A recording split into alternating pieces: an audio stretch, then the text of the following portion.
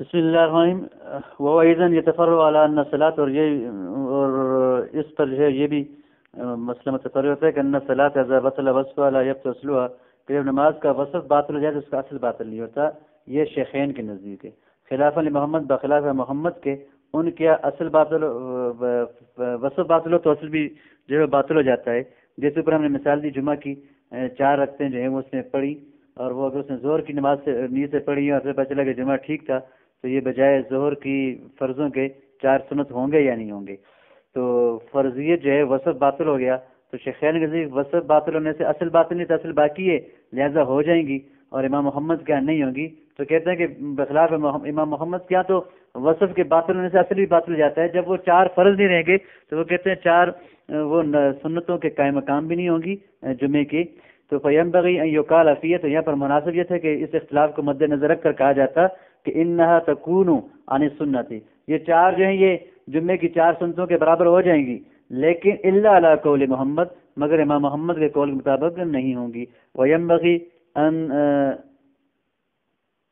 ترحق الصیامات المسنونہ لاحق کر دیا جائے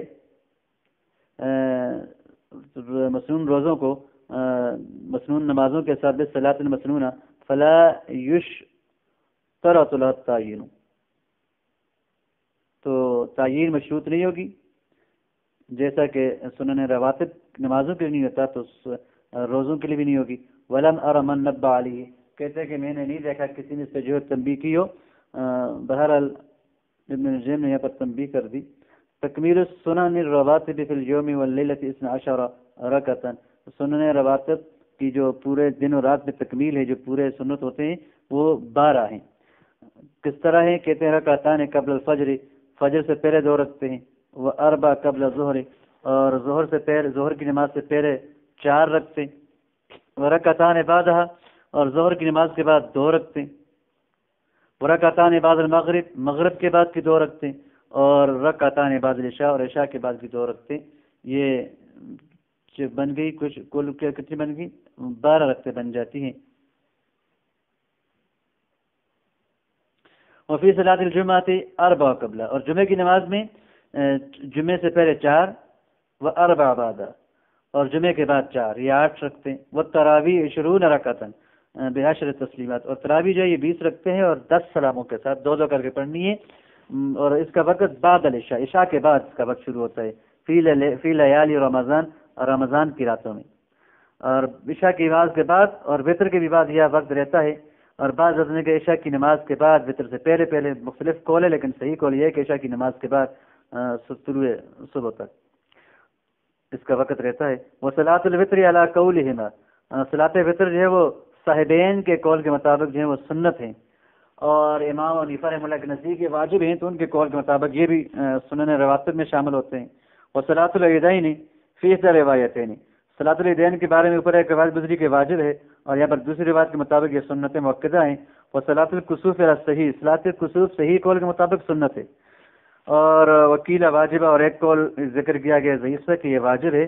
وہ صلاۃ الخسوف والاستسقاء علی قول اور صلاۃ خسوف اور صلاۃ استسقاء یہ بھی سنن رواتب میں سے ہیں. اور اما المستحب تو بہرحال یہ تو سنن رواتب کا جو ہے وہ ساری تکمیل ہو گئی بیان ہو گیا. اور مستحب تو کہتے ہیں کہ فاربع قبل العصر عصر سے پہلے 4 رکعت مستحب ہوتے ہیں. وہ اربع قبل العشاء و بعدها اور عشاء سے پہلے اور عشاء کے بعد 4 رکھتے ہیں. اور رکعتان بعد رکعتی الظہر ظہر کی 2 رکعتیں جو بعد کی ہوتی ہے سنت مؤکدہ ان کے بعد 2 رکعتیں جو ہے وہ نفل ہوتی ہیں مستحب ہوتی ہیں. ورکعتین بعد رکعتی العشاء اور پھر عشاء کی 2 رکعتوں کے بعد 2 رکعتیں.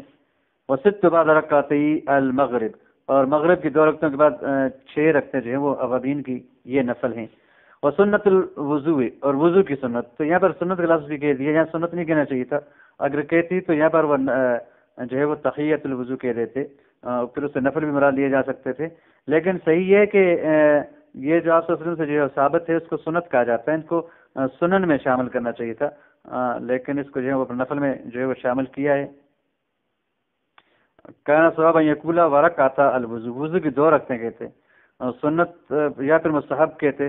کلام مستحب میں سنت میں نہیں ہے تو وہ تحیۃ المسجد اور تحیہ مسجد اس کو جو ہے یہاں پر مستحب قرار دیا ہے حالانکہ یہ حدیث سے پتہ چلتا ہے کہ یہ ایسی ہے کہ یہ آپ نے اس میں مواظبت اختیار کی ہے، اور کسی فعل پر مواظبت نبی صلی اللہ علیہ وسلم جو ہے وہ سنیت کا تقاضا کرتی ہے. اور رکعتا الاحرام، اچھا جنوب آنا کل صلاۃ، تحیت المسجد کے سے جو ہے وہ ہر وہ نماز اداہا عند الدخول، جو داخل ہوتے ہی جو ہے پڑھی جائے مسجد میں تو وہ تحیت المسجد کے قائم مقام ہو جاتی ہے، اس کے نائب ہو جاتی ہے. وہ قبل ان یؤدی بعد القعود، اور کہتے ہیں کہ اگر تحیت المسجد نہیں پڑھی قبل ان یؤدی سے ادا کیے کرنے سے پہلے، قعود کے بعد بھی اگر کوئی نماز پڑھ لی تو وہ بھی جو ہے وہ اس کی طرف سے ادا ہو جائے گی.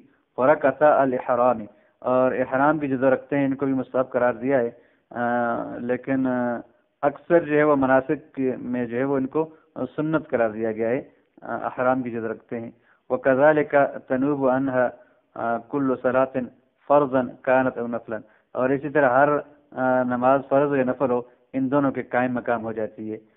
لیکن اس پہ جو ہے وہ نظر ہے، اس لیے کہ احرام کی جو دو سنتے ہیں یہ مستقل سنتے ہیں، یہ صلاۃ استخارہ وغیرہ کی طرح ہیں، اور یہ ان میں سے ہے کہ فرض وغیرہ ان کے قائم مقام نہیں ہوتے بخلاف تحیت المسجد کے اور تحیت الوضو وغیرہ کے، اس لیے کہ وہ ان کے لیے تو مستقل نماز نہیں ہے، علیحدہ نماز تحیت المسجد کے لیے یا تحیت الوضو کے لیے. وضو کرنے کے بعد فرض پڑھ لیے تو وہ بھی تحیت الوضو میں آ جاتا ہے، اور مسجد میں داخل ہوتے ہی فرض پڑھ لیے تو وہ بھی تحیت المسجد میں آ جائیں گے. ان کے لیے تو مستقل نہیں ہے، لیکن احرام کے لیے تو دو مستقل سنتے ہیں، لہذا جو ہے وہ کل فرض کان نفلا یہ کہنا صحیح نہیں ہے. وہ صلاۃ الضحیٰ چاشت کی نماز واقل و اربع و اکثر و سنۃ عشر رکعہ، اس کی کم از کم مقدار جو ہے وہ 4 اور زیادہ 12 رکھتے ہیں، اور بعض حضرات نے جو ہے وہ کم از کم مقدار 2 بتائی ہے. وہ صلاۃ الحاجت و صلاۃ الاستخارۃ، اور صلاۃ حاجت اور صلاۃ استخارہ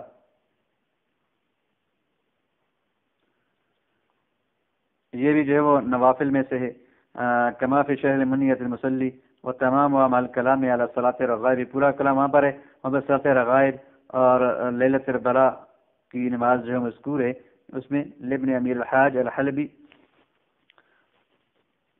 تو یہاں تک جو ہے وہ سنتوں کو بھی بیان کر دیا اور نوافل کو بھی بیان کر دیا. قاعدہ ہم نے یہ پڑھا تھا، یہ جو اتنی جو لمبی بات ہوئی ہے کہ ضابطہ یہ تھا کہ اگر جنس ایک ہو عبادت کی تو وہاں پر تعیین نیت جو ہے وہ ضروری نہیں ہے، اور اگر جنس مختلف ہوں تو تعیین نیت ضروری ہے اجناس کو جدا کرنے کے لیے. اور پھر یہ ساری بات جو ہم نے تعیین نیت اور عدم تعیین کی تھی، پھر یہاں پر فرمایا کہ جی یہ فرائض اور واجبات میں ہے، فرائض اور واجبات کے علاوہ اگر سنن وغیرہ ہیں تو ان میں نہیں ہے. تو پھر سنتوں کی بھی ساری تفصیل بیان کر دی اور نوافل کی بھی ساری تفصیل جو ہے وہ بیان کر دی گئی ہے.